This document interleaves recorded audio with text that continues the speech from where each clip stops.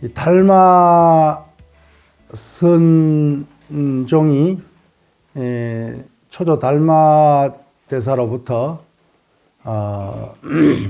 오조 홍인에 이르는 그 초창기에 그 구체적으로 수행 방법을 갖다가 일자간이라는 그 관법과 일상관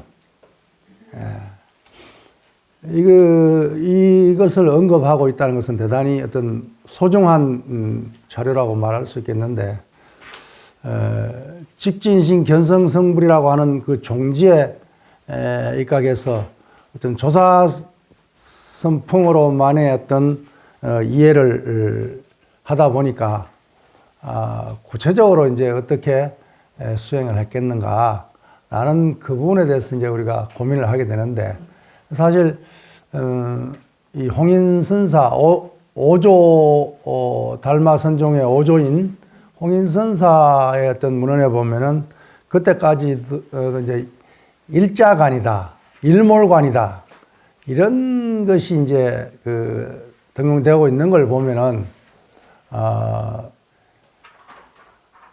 초기 선종에서도 어떤 습선 시기의 어떤 그런 수행 방법론이 여전히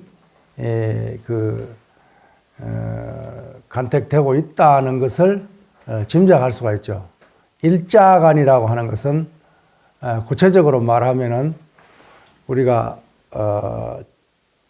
지평선이나 혹은 수평선이 뭐 일자로 되어 있다 그러죠.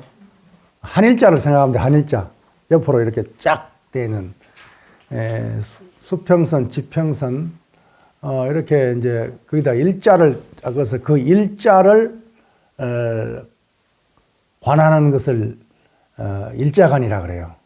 그때 이제 볼간자를 쓰는데 이게 일자간이 하나의 수행 방법론이고, 그리고 일몰관은 이제 정토 계통에서 이제 16관법 극락세계를 왕생하기 위한 16가지 관법 가운데 하나가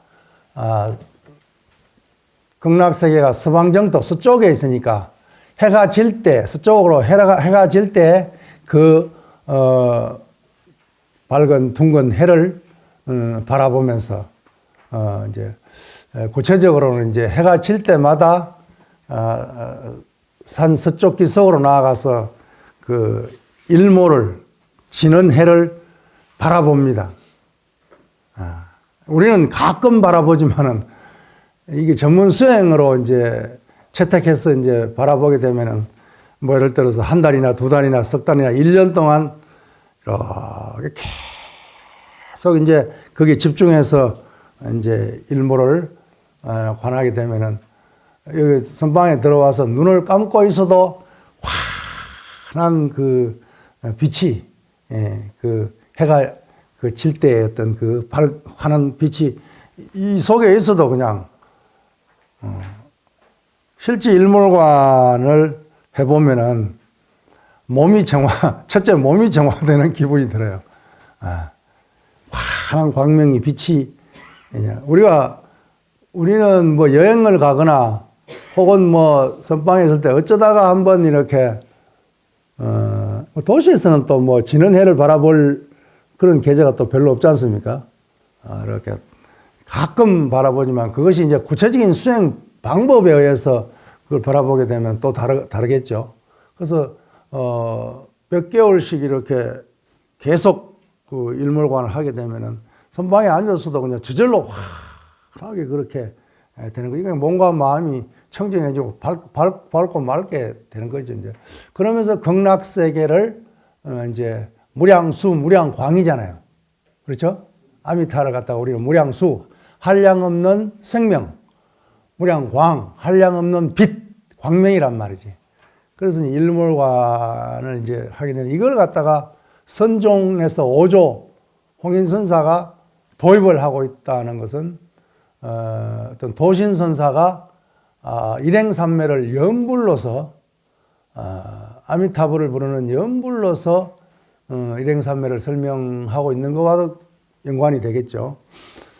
그렇게 해서 이제 굉장히 구체적인 수행 방법이죠. 뒷날 뭐 화두 수행, 어떤 묵조의 어떤 수행 이런 것이 이제 정식으로 등장하기 훨씬 초기 선종에서 달마 스님께서 이제 응주 벽관하라, 벽관을 하라라고 했지만 구체적으로 벽관을 어떻게 하라는 어떤 대목은 우리가 알 수 없지만 일자관이나 일몰관 같은 것은 굉장히 구체적으로 어떤 수행 방법을 설명하고 있는 데서는 그냥 소중한 그런 자료다 이렇게 이제 말씀을 할 수가 있습니다. 사실 초심자 입장에서는 이런 것들이 굉장히 유용할 수 있겠죠, 그러죠?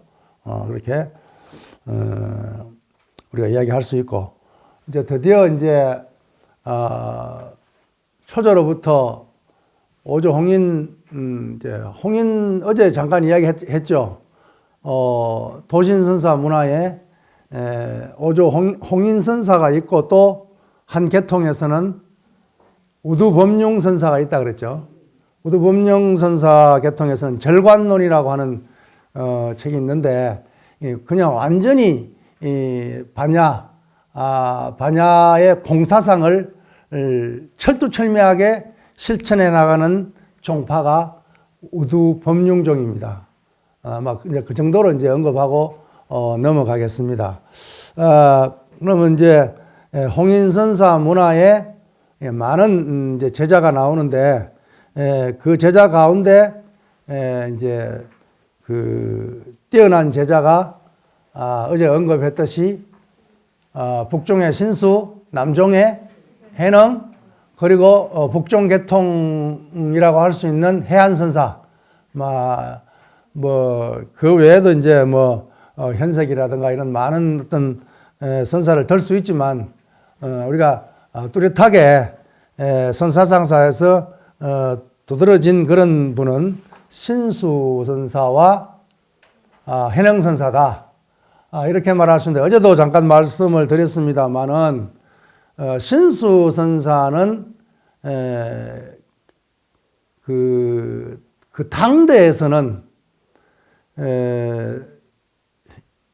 홍인 문화의 최고의 제자죠.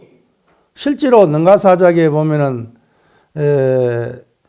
그 홍인선사가 이 황매의 법이 바로 모두가 신수에게 간다라고 이렇게 홍인선사 입으로 말하는 부분이 있습니다. 물론 이제 신수선사 그 시호가 대통입니다. 큰 대자 통할 통자. 대통선사 비명에도 그런 말이 나옵니다만은 어쨌든 그 당대에는 신수선사가 홍인선사의 상수 제자였다는 것을 우리가 알 수 있고 역사적으로도 육조가 먼저 된 분은 신수선사입니다. 우리가 초조, 2조, 3조, 4조 그 조를 갖다 붙이는 것은 법을 첫째 조건이 법을 인가받아야 됩니다. 그 다음에 두 번째는 황제가 또 인준을 해야 됩니다. 그래 조가 됩니다. 그냥 스님들끼리 수행을 해서 깨달아서 법을 인가받았다고 해가지고 조가 되는 건 아닙니다. 황제가 반드시 시호는 돌아가신 뒤에 내린 거지만 어쨌든 황제가 인준을 해야 그게 이제 육조로서 육조뿐만 아니라 조가 되는 거죠. 그냥 우리 역사상 7조까지는 나옵니다. 7조까지는. 그래서 이 신수선사는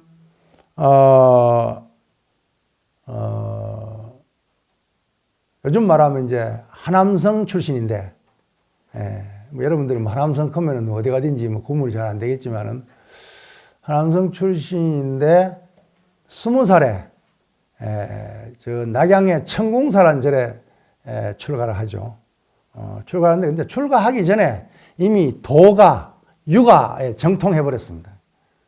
그러니까 그때 당시로서는 벌써 굉장히 엘리트라고 할 수 있죠. 이제 지식인으로서의 20살에 이제 낙양에 있는 천궁사에 출가를 했는데 아마도 출가할 때는 국가에서 나라에서 공인하는 공도 출가가 아니라 요즘 뭐라 문중 출가라 그러죠.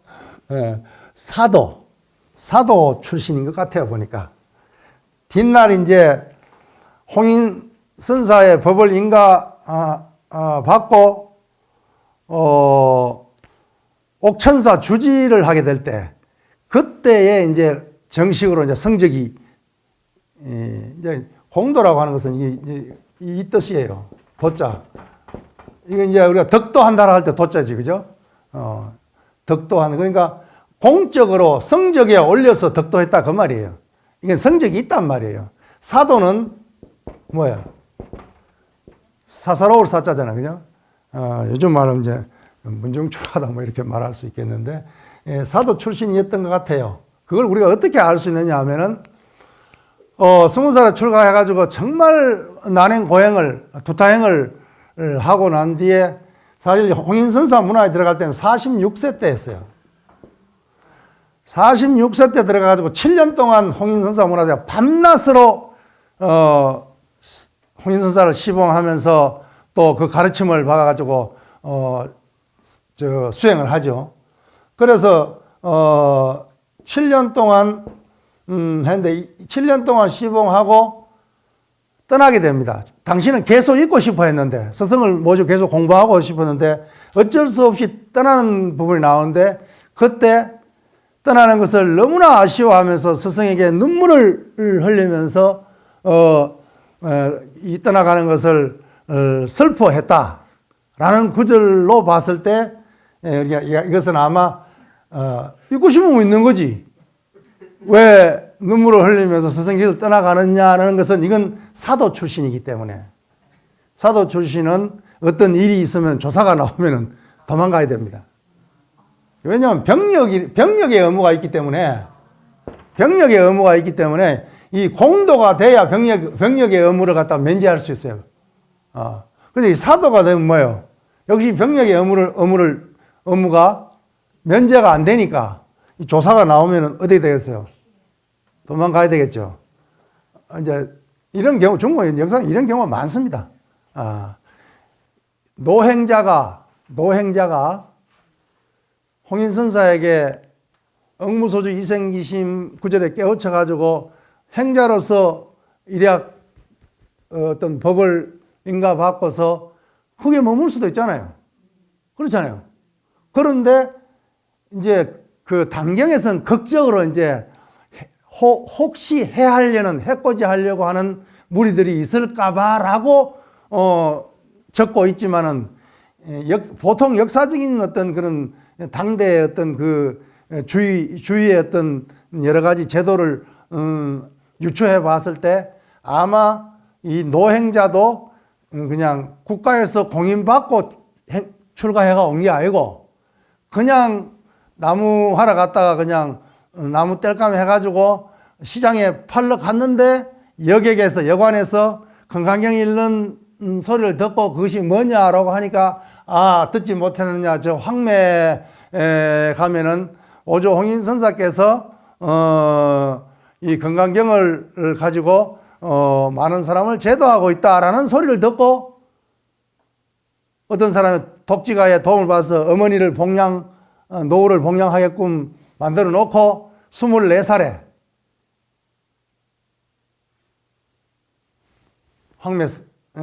황매산을 간단 말이에요.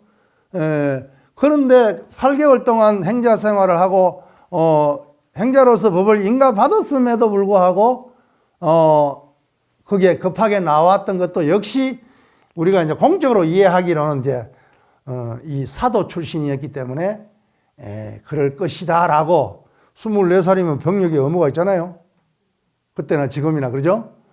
장정이니까 그렇지 않나라고 우리가 이제 그렇게 학자들이 유추를 하는 거예요. 실제 또 그런 일이 많이 있었고 그러니까 그래서 이렇게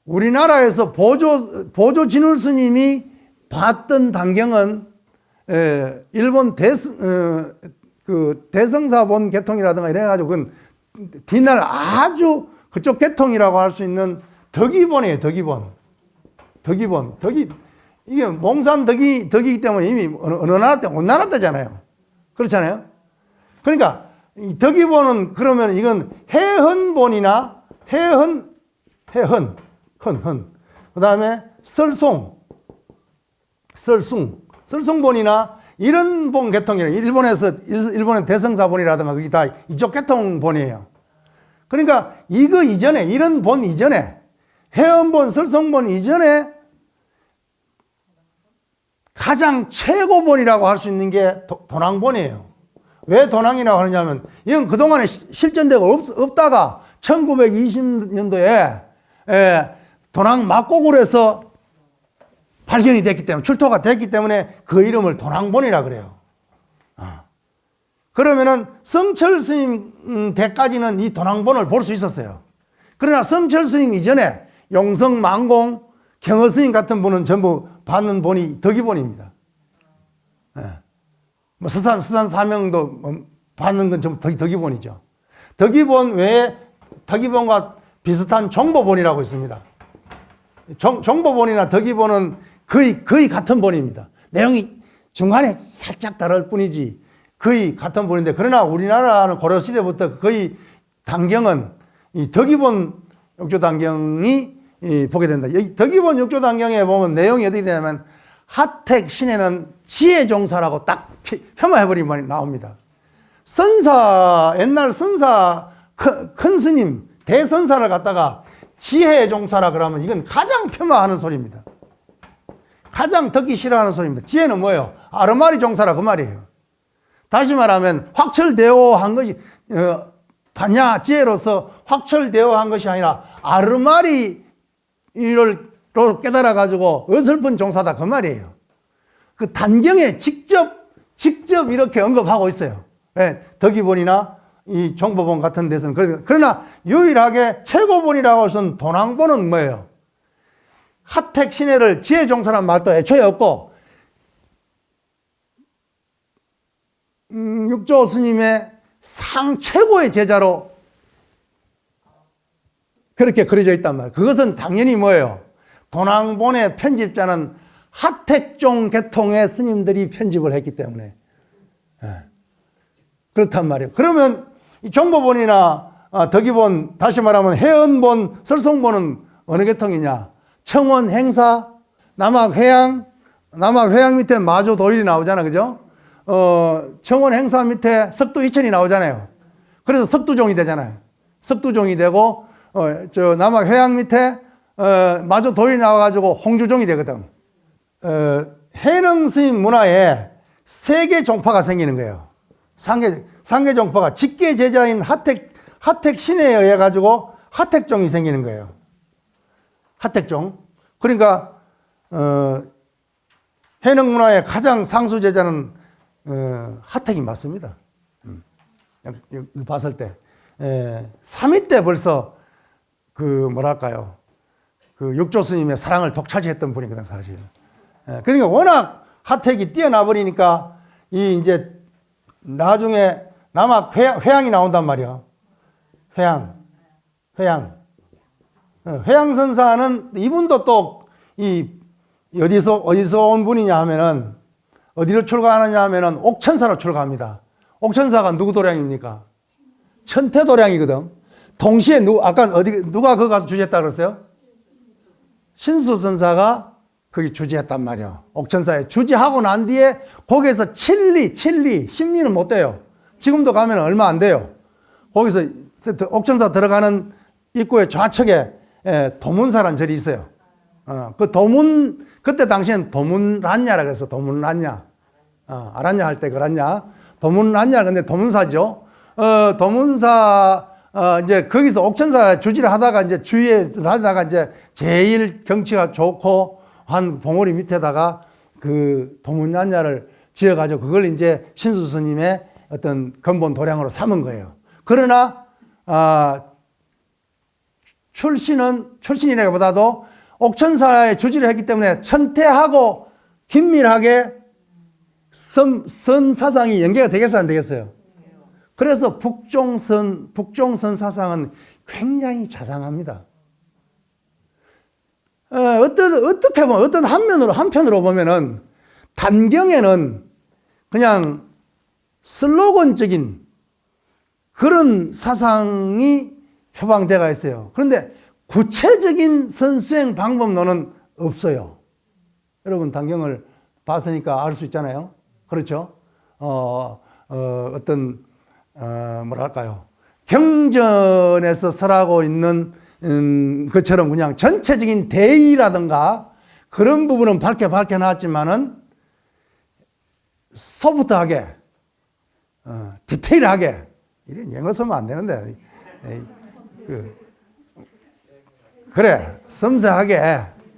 지난번에 내가 우리 연합방송에서 정 목사님한테 한번 혼나고는 융통성이라 해야 되는데 유돌이라 했다가 혼나가지고 지금 그 트라우마가 있어 지금.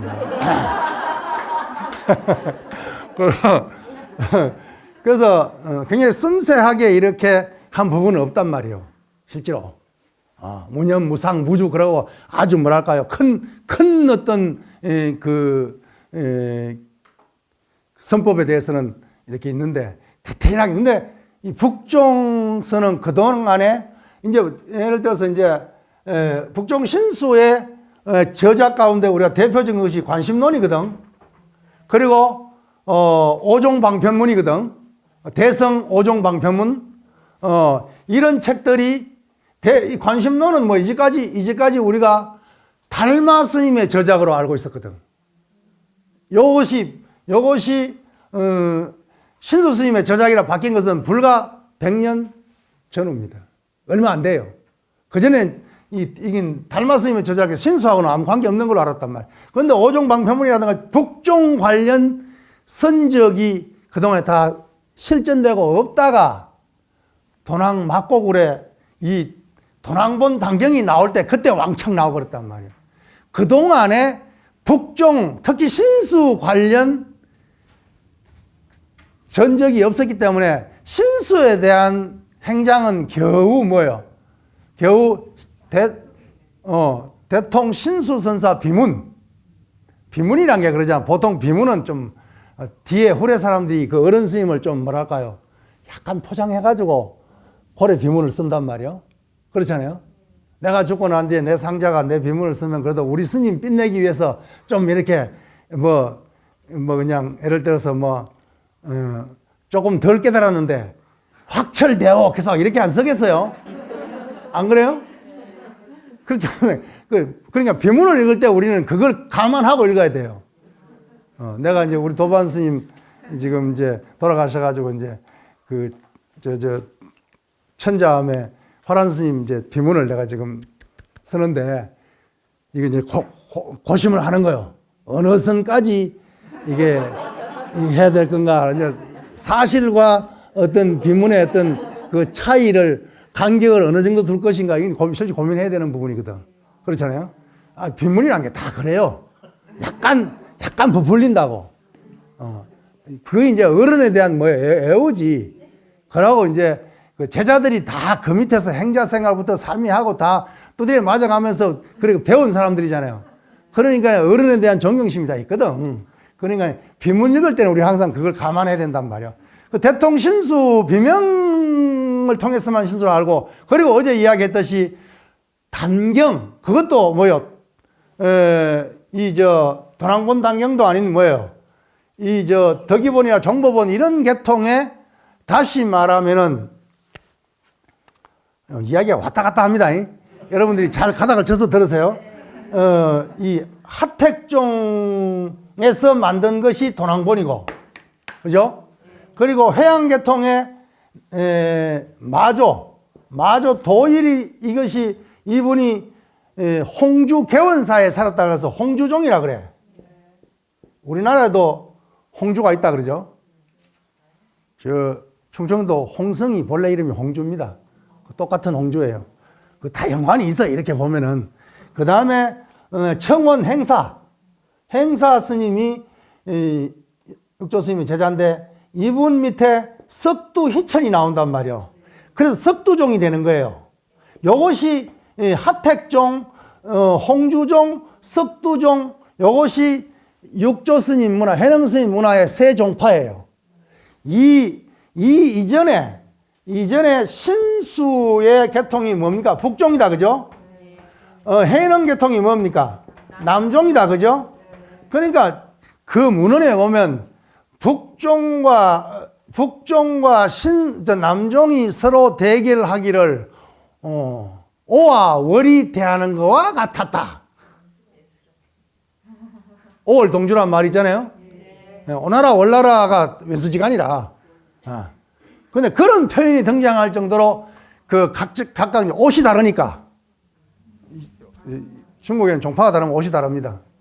요즘은 뭐 거의 비슷하게 나가지만 옛날에는 이 종파가 다르면 선종이 다르고 화암종이 다르고 천타종이 다르고 옷이 다르단 말이에요. 북종이나 이게 이제 그냥 이때 당시에는 북종 옷도 뭐 그런 점이 있었겠지만은 북종과 남종이 어떻게 구분하느냐 하면 남종 소속 스님들은 항상 뭐요? 품 안에 담경을 품고 다녀요. 그러니까 얼마나 프라이드를 자긍심을 가졌겠어요. 안 그래요? 내가 담경을 탁 끄집어 촥 보고 있어. 와. 이런 거란 말이에요. 근데 그때 당시에 글을 아는 스님들이 그렇게 많지를 않아요. 문맹률이 거의 90%, 95%까지 이르기 때문에 그 중에도 스님들이 글 아는 스님 별로 없으니까 글 아는 스님에게 대필 해달라고 하나 뺏겨달라고 하니까 그냥 얼마나 힘들겠어요. 귀찮기도 하고. 그러니까 오자, 탈자가 그렇게 많이 나왔던 거예요. 요즘처럼 그냥 싹 인쇄가 나와버리는 우리는 너무나 편한 시대. 그때는 남종에 속한 스님들이 당경본 그거 하나 얻을 기라고 그렇잖아요. 거기 책이 있어야 남종 이게 좀 어깨 어석하니까 그게 없으니까 막 그냥 정 없는 사람은 그냥 몰래 도반 스님 그 관물대 가가지고 한 장 몇 장 찢어가지고 그 속에 이걸 넣어가지고 그걸 꺼내면 내가 남종이라고 이런단 말이에요. 그러니까 북종, 남종이 그러한 뭐랄까요? 어떻게 좋게 말하면은 선의의 경쟁이고 그렇죠? 근데 사실은 신수와 해능은 사이가 좋습니다. 실제로 이렇게 만난 적은 없지만은 중국은 우리나라처럼 이렇게 생각해서 안 돼요. 중국에서는 저도 이제 중국 선방에서 이제 철을 놔본 적이 있지만은 요즘은 이제 교통이 좋아지면 옛날에는 중국에서는 선방에서 이렇게 한 철 나고 헤어질 때 다음 생에 뵙겠습니다. 이렇게 헤어지는 거예요. 그게 인사예요. 지금도 그런 말이 내려오고 있어요. 왜? 워낙 이게 넓으니까 다음 금생에 또 만난다는 보장이 없는 거야. 없는 거야. 이해됩니까? 지금도 이제 지금은 교통이 좋아가지고 뭐 전화기도 있고 하니까 뭐 만나려면 금방 만나. 그렇지만은 이제 옛날 전통의 그 우스갯소리 한다고 요즘 선방에서도 다음 생에 뵙겠습니다. 이러고 헤어진다니까 이게. 또 재밌는 게 신수 스님이 삼재의 국사요 양경의 법주였단 말이지. 어제 이야기했다 그죠? 양경은 장안과 낙양의 법주요. 이 법주라 그러면 요즘 재진일 때 법주 스님 그게 법주가 아니요. 그게 법주가 아니요. 법주 바라지 이게 법주가 아니고 모든 불교의 행사에 대한 것을 총괄하는 거. 그리고 모든 스님들의 어떤 그걸 관장하는 걸 법주라 하는 거예요.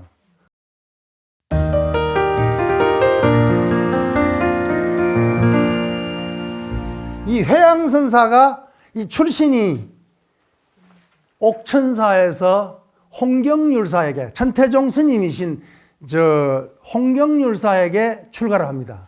그래서 천태선법을 다 배웁니다. 거기서. 그리고 그 옆에 있는 누구? 보적선사에게 어디 갔노? 지하버렸나?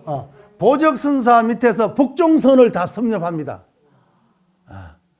섭렵하고 난 뒤에 숭산에서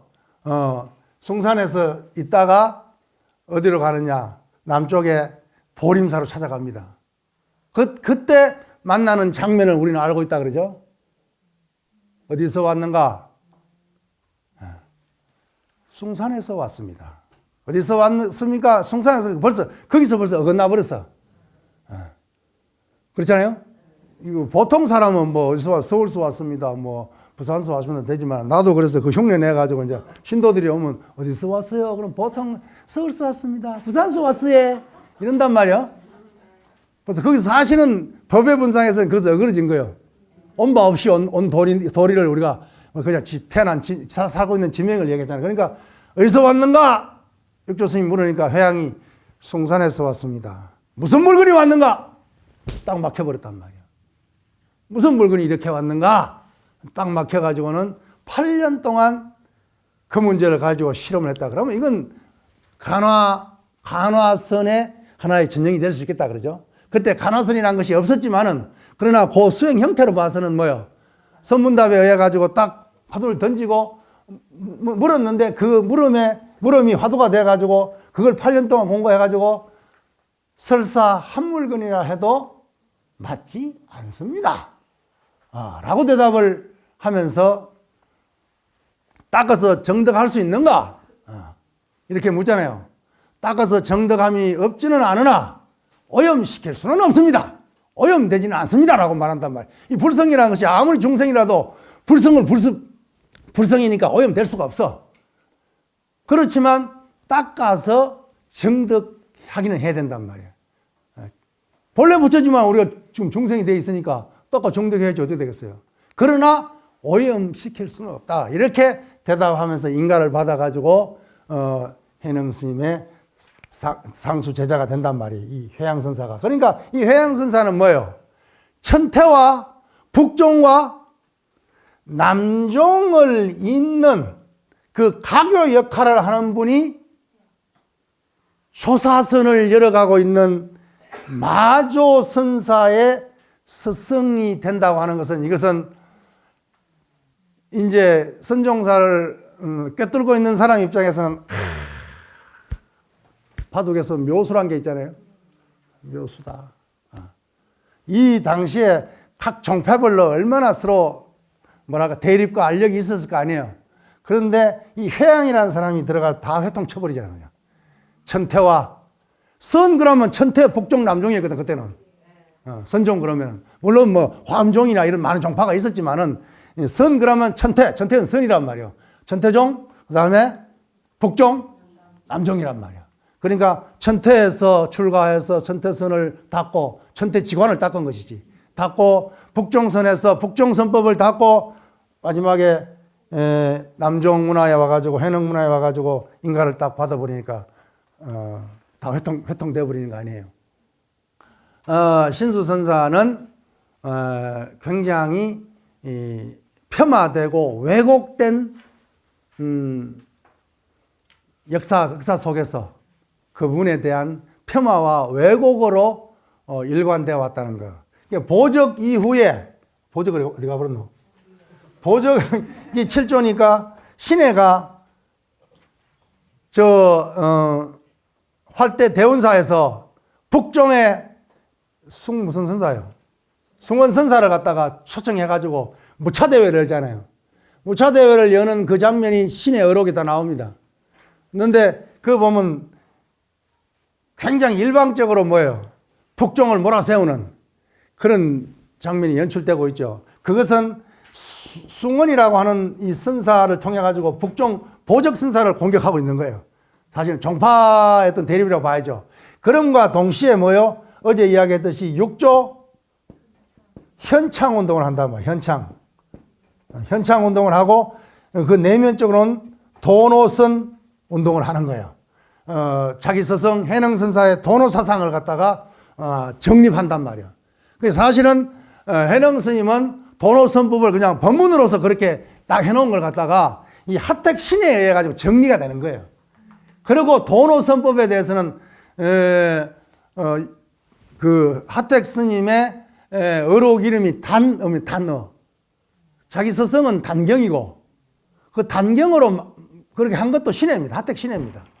이 하택 신해는 사실 자기 스승만 육조로 만들고 도노선 운동만 한 게 아니고 초조로부터 육조로 이르는 이 어떤 조통선을 갖다가 확립한 분이 하택 신해입니다. 하택 신해에 의해 가지고 그래서 호적 박사 북경대학 출신인 호적 박사가 중국 불교육 사상 불세출에 뛰어난 인물이 누구냐? 하택 신해다 이렇게 평가를 합니다.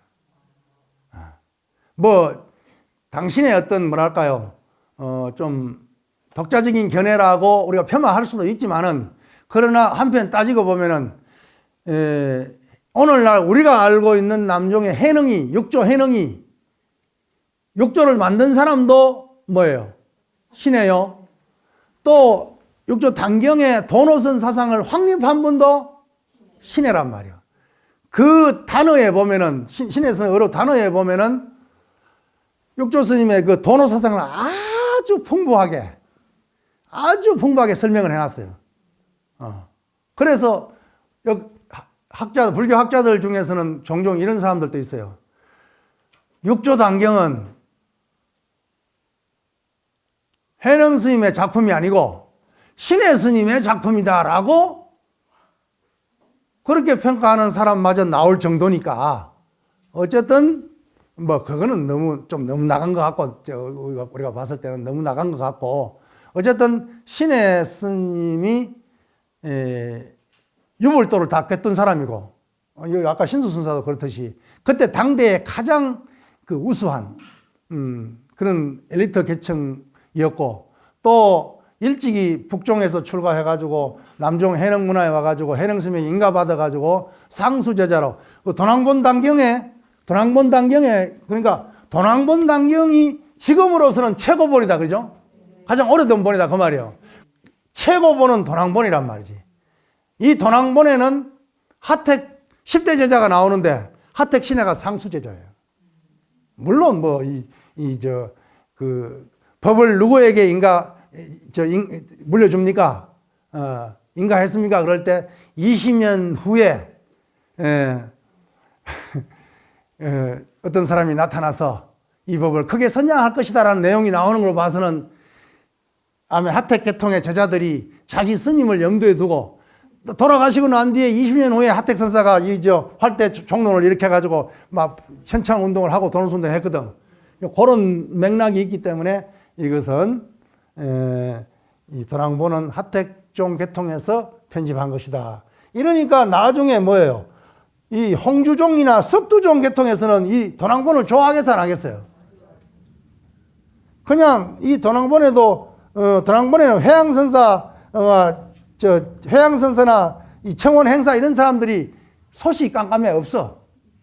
10대 제자는 고사하고 회양의 제자가 마조고 마조 계통인 홍주에서 혹은 청원 행사가 제자가 석두이천에서 석두종에서 이 종에서 편집한 것이 무슨 본이라고 했죠? 해헌본, 설승본, 설승본 이런 기 때문에 이 도낭본하고 기조가 같겠어요, 다르겠어요? 완전히 다르겠죠. 어떻게 다르냐? 첫째, 하택 신해를 갖다가 아까 했잖아. 지혜종사라고 딱 그냥 못 박아보는 게 그냥. 그러니까 우리 보조 스님이나 서산 경어 용성 스님 같은 분들은 도낭본을 받겠어요, 못 받겠어요? 1990년도에 도낭에서 나왔기 때문에 도낭본이란 말이야. 그러니까 하택에 대한 그래서 절요란 책이 있잖아요. 절요. 거기에 보면 이 사실은 보조 스님은 규봉종밀 선사와 하택 신해 선사의 선법을 많이 개성합니다. 자기 전적에 보면은 이렇게 많이 그러니까 속으로 존경하겠어 안 하겠어요? 존경하는 것이 드러나요. 그래서 절요에 보면 서두에 비록 지혜 종사라고는 하나라 이런 말이 나와요. 절요에. 그러니까 당신이 본 단경은 도낭본이란 말이요. 이쪽 덕이본 정보는 이쪽 계통이란 말이에요. 특이본이니까 여기는 비록 지혜 종사라고는 하나라고 하면서 뒤에 쫙 나온단 말이에요. 왜 그런 말을 써놨겠어요? 안 그래요? 그래서 그 단경에 그래 써놓으니까 그게 부정할 수는 없고, 그러나 당신이 볼 때는 지혜 종사가 아닌 것 같은데, 그러면서 뒤에 이렇게 해가지고 왜 절여를 그렇게 저수를 했겠느냐 그 말이지. 그래서 이러한 내용을 우리가 알고서 단경을 보더라도, 요즘은 이제 우리나라에 이 도랑본 단경도 나와 있고, 또 그 성철 스님이나 청화 스님 같은 분이 도랑본 단경을 이렇게 한 게 나오고, 그리고 뭐 학담 스님이나 이런 분들이 또 이제 정보본을 해서 나오고, 뭐 하여튼 책들이 단경이 여러 종류가 다 나오니까 우리가 비교 검토할 수 있는, 바빠가 비교 검토할 시간 없지? 어쨌든 그렇게 돼 있단 말이지. 저 개인만 하더라도 우리 종파가 달마종의 해능의 단경계통에서 임재계통으로 내려온 법맥이잖아. 우리가 임재는 사실 굉장히 기봉이 험준하거든. 지금 임재사가 있는 데가 하북성 정정현이에요. 정말 찡띵시현이라 정정현인데, 그 정정현이 전부 국경수비대가 있었던 도시예요. 전부 군인들이 있었다 그 말이라. 그러니까 임재 스님이 법문을 할 때 와서 듣는 사람들이 주류가 누구예요? 군인들이에요. 그러니까 임재 스님의 법문은 주로 사용하는 언어가 뭐예요? 금이니 창이니 활이니 이런 법문을 말하. 그러니까 군인들에게 법문을 하려면 뭔가 법문이 좀 부드럽겠어요? 좀 거칠겠어요? 거칩니다. 그럴 수밖에. 그래서 임재 기봉이 험준하고 거칠 수밖에 없는 살불살조란 말이 나오잖아요. 부처를 죽이고 조사를 죽인다는 말이 이 임재종에서 나오는 말이거든. 그렇잖아요. 이쪽 계통이 우리나라로 들어왔기 때문에 우리 조계종 스님들이 거칠어요. 거칠어요. 실제라. 역사의 연호를 따지면 그래. 지금도 우리 수자들이 굉장히 거칠잖아요. 임재 무풍이잖아. 임재가 깨닫는 것이 황벽을 찾아가지고 3번 동안 그냥 30방 터지고 깨달았잖아요. 그냥. 그러고 난 뒤에 삐개가지고 대우선사인데 가가지고 보자질 하다가 그때 깨달았거든. 재밌는 말로 표현하면 그렇단 말이에요. 들어가가지고 물을 낙하면은 입방긋 하기 전에 두드려 패버리잖아요. 그냥 황벽이. 요즘 그래 패버리면 뭐 이제 고소할 거야 아마. 그러니까 어쨌든 간에 임재는 좀 좋은 말로 기봉이 험준하다. 험준이란 말이 뭐예요? 어렵고 힘들다 그 말이에요. 근데 그것이 거친 것이 우리 계통으로 내려와 보니까 오늘날 우리의 조계 문풍이, 또 조계 스님은 또 유일하게 또 글자를 모르는 분이라 잘못 이해하면 무식쟁이라고 또 우리가 폄하할 수 있는 또 요소가 들어있지. 그러니까 책 보라 그러면은 뭐 해능 스님도 뭐 무식이고 성철 큰 스님도 막 수자 오게 책 보지 마라 그랬는데 이런 소리를 해버린단 말이요. 성철 스님이 책 보지 마란 말이 우리 경전 보지 말고 어록 보지 마란 말일까? 성철 스님이 말하는 책은 내가 생각해 보니까 큰 스님 법문도 들을 때도 우리가 이해를 했지만은 그 책은 이 1만 한 티끌 안에 1만 경전이 들어있다는 그 말이거든요. 이게 우리 안입설신이가 색성한 미촉법을 대할 때 이게 전부 경전이요. 이게 저와 새가 돌아가신 설악산 무산 스님, 오연 큰 스님 시에도 나오잖아요. 창밖에 새가 조잘조잘 화엄경을 쓰라고 있구나. 그런 구절이 나와요. 그러니까 이 삼남만상이 다 경전이고 법을 설하고 있는 거란 말이야. 그러면은 이 경계에 끄달리지 마라 이 소리지 그게. 그죠? 그런 것이지 뭐 경전 보지 말고 뭐 어록 보지. 물론 용맹정진을 하고 있는데 뭐 책 들고 있으면 되겠어요. 그거는 안 되겠지만은 어쨌든 이런 요소들이 우리 조계종에 많이 어떤 혈통으로 내려오고 있단 말이야. 혈맥으로 내려오기 때문에 스님 왜 이런 말을 하느냐 하면은 북종은 전적을 읽어보면 천태계통의 영향을 받아서 그런지 굉장히 자상합니다. 실제로 우리 간화선도 간화선의 가장 중요한 핵심 가르침이 선문답입니다. 묻고 답하는 겁니다. 이게 빠져버린 간화선은 죽은 겁니다. 지금 우리가 선문에서 문답이 없어져 버렸잖아요. 탁마가 없어져 버렸잖아요. 점검이 없어져 버렸잖아요.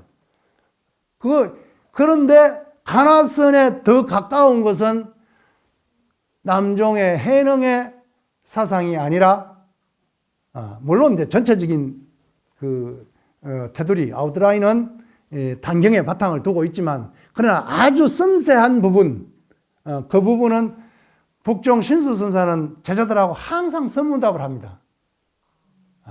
아주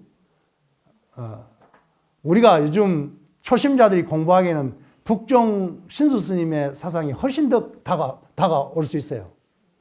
그리고 천태선은 굉장히 인도선을 계승하는 입장이기 때문에 가장 초보적이고 가장 자상하게 기술하고 있습니다. 만약 임재계통이 우리나라에 전해지지 않고 천태계통이나 북종계통이 전해졌다면 우리 조계종 스님들이 좀 더 순한 기질을, 물론 뭐 임재계통도 좋습니다. 그냥 납자가 그냥 그런 기질이 있어야죠. 그냥 천지를 갖다가 부수는 이런 기질이 있어야 되는 건 맞는데, 이 초심자, 초학자 입장에서는 북종선과 천태선의 가르침이 굉장히 유용하다는 것을 말씀을 드리는 거예요. 다음 시간에 이어서 합시다.